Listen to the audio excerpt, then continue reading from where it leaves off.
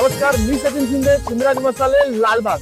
आणि आज आपण बघत आहोत आगरी मसाल्याची रेसिपी. आगरी मसाल्यासाठी आपल्याला लागतात वेज काढलेले 3 प्रकारच्या मिरच्या. आगरी मसाल्यासाठी आपण 28 प्रकारचा गरम मसाला काढलेला आहे. पण सर्वात महत्वाचा असतो राई, शहाजिरे, जिरा, खसखस, सफेद तीळ आणि दगडफूल. आणि आता आपण तो घेत आहोत भाजून आणि कुटून.